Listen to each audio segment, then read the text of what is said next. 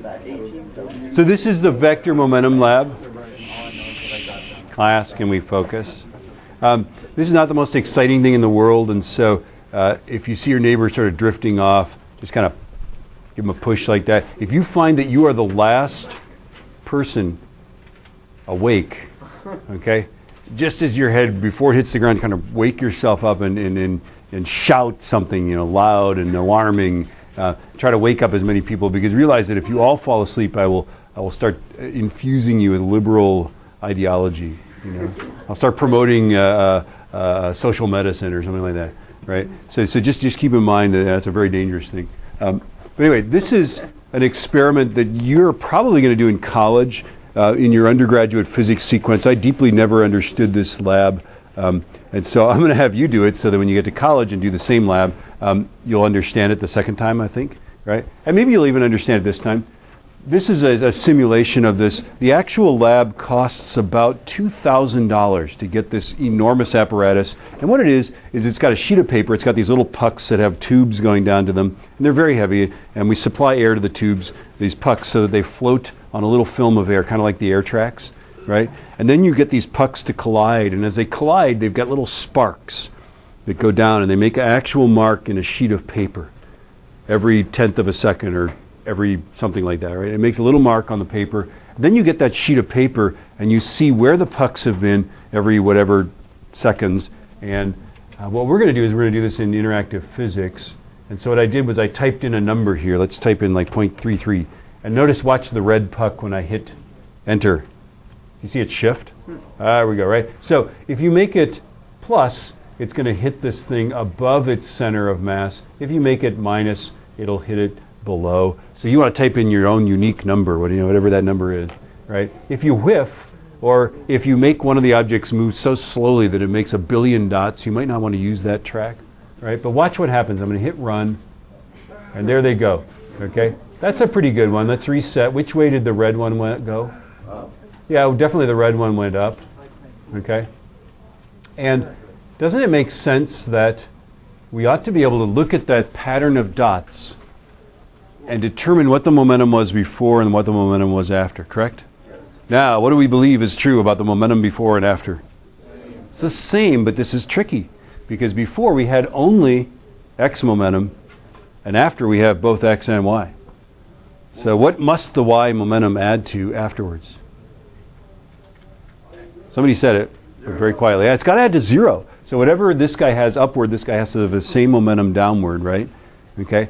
And it's tricky. It looks like this is more downward than that one's upward, but notice that these are closer together, so it's not going as fast, and there's all sorts of things going on here, right? So we have to do a really careful analysis of this, and then whatever these x momenta are going to add up to whatever that one is there. So this is the rule of conservation of momentum, really, in 3D, right? It's that the total x momentum before equals the total x momentum after, total y momentum before equals total y after, and God forbid, total z before equals total z momentum after. And if there ends up there's actually 12 dimensions, then it's, well, anyway, yeah. Okay, what's after z? AA, I don't know. Okay, there we have it. Okay, so this is the trick here, is that I wish I could just hit print. I wish I could just go print, and it would print out this nice stuff, but it's not going to do it. So what we have to do, what it does, by the way, is it prints the screen without the tracks. So, and this is a very, very old program. It was written for like Windows 95, I think, right when it came out. But it's got like toolbars you can move around. I mean, it's state of the art. They used all of the sort of the Windows features. But apparently, the tracking is done at a lower level, and you can't just print it out, which is sad. But what I can do is I can cheat on the keyboard, on the computer keyboard. There is a button called Print Screen. And if you hit that button, this is a very cool thing. Like for example, sometimes PDF files, you can't print them. So if you want to get a graphic off of them, print screen's your friend, right? Sometimes you can then hit print screen and paste it into like Word or something like that and crop the image. Sometimes, by the way, digital rights management programs will actually limit the use of print screen. It's possible to do. Okay, but this one doesn't do it because it doesn't care. So I'm hitting the button Print Screen.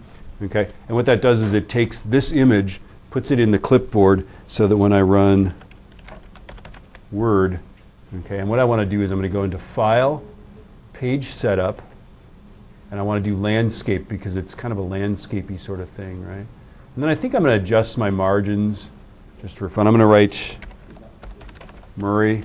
Apparently I can't spell Murray. Murray. There we go. Okay, and notice it knew how to spell Murray. I like that. Right? I'm going to scoot this margin over just a little bit, right? And then with the cursor right there, I'm going to do Control V, and there it is, right? And you can have fun with this. Of course, it's I believe you try to like click on the button, it doesn't work because it's not a button; it's a picture of a button, right? Okay. Now, what I'd like to do is I'd like to clean this thing up. So what I'm going to do is I'm going to make this image as big as possible. So I click on the image. Notice the toolbars light up. When you click on a picture, the picture toolbar lights up. If you don't see the picture toolbar, go View, Toolbars, and go down to Picture and make sure the picture is on. Right? So that's how you turn toolbars on and off. Right? Okay, but this one, the picture toolbar is there. So I click on it, and the one I want to use is the Heidi crop tool. Okay? And there's no laughter about that. That is Heidi Gorka, used to be Heidi Crop. Yeah, now it's funny. It's sort of funny. It's not really that funny. Okay. Yeah, I knew her when she was Knut. Isn't that great? Yeah, I don't really care. We don't even need, by the way, we don't need the rulers on the edge. We're going to use our own ruler. We're literally going to just measure this picture and pretend that the object was where we have a dot, just like you'll do in college. All right, so I've just made it as big as I can, okay? And then I'm going to print it. And I always like to use this command because there are many places things can print in this school. Make sure it says HP LaserJet 1100, which is our very, very slow printer over there, okay? Okay, so two guys are walking down the street, and the guy ahead of them has got bananas in his ears, right? And the one guy's like, why does that guy have bananas in his ears? It still hasn't printed, by the way, right?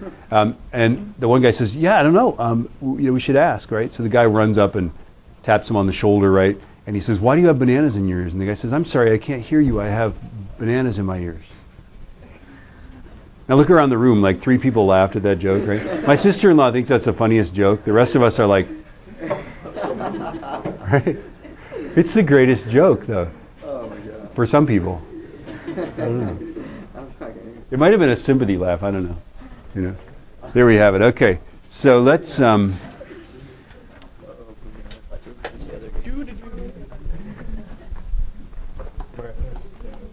right. I really don't have anything else. So. Yeah. And then not this page.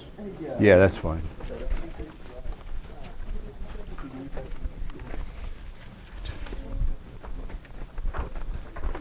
Okay, what I'm going to do is I'm going to do some of the analysis up here. Some of it I'm going to do on the whiteboard.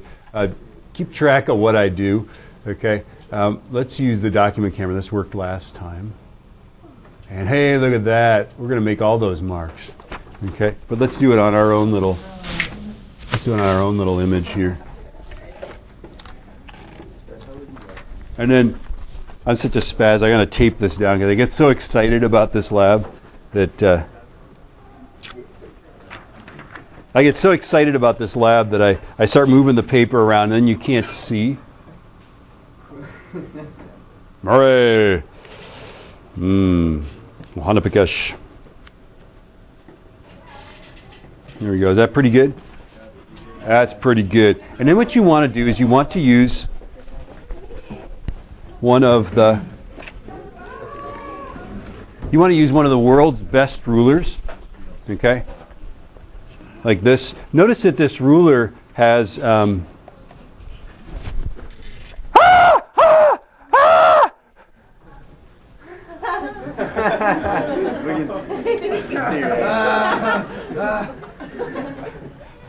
Nick Miller showed me that joke. Okay. Thank you very much. Did she do that too? Yeah, see? Her face? And then did she pull her head inside her?